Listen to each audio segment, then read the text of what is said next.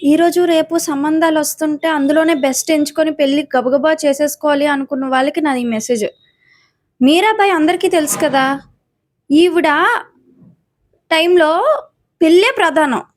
అసలు పెళ్లి లేపోతే ఆడపిల్లకి జీవితమే లేదు. బాల్య వివాహం చేసేసేవారు. కానీ ఆ టైంలో కూడా ఆవిడ స్టాండర్డ్స్ ఎంత హైగా పెట్టుకుంది. పొందితే కృష్ణుడినే పొందుతానంది. ఇంకెవ్వరికీ లొంగలేదావిడ. ఆవిడకి చంపేయాలనుకుని చాలా మంది ప్రయత్నాలు చేశారు. కానీ చంపేయాలనుకున్న వాళ్ళు కూడా మనసులోని కించిత్ గౌరవమే ఆవిడ పట్ల.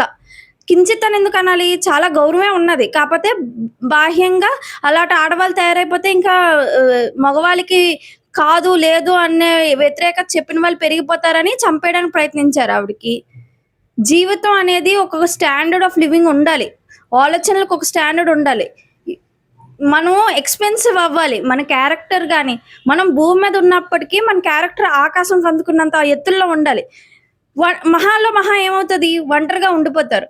జీవితం ఎలాగా ఒంటరిగానే వచ్చాం, ఒంటరిగానే వెళ్ళిపోతాం గదా! పెళ్లి చేసుకుంటే ఒక రకమైన కష్టాలు, పెళ్లి చేసుకోకపోతే ఇంకో రకమైన కష్టాలు అంతకు మించి ఏం లేదు.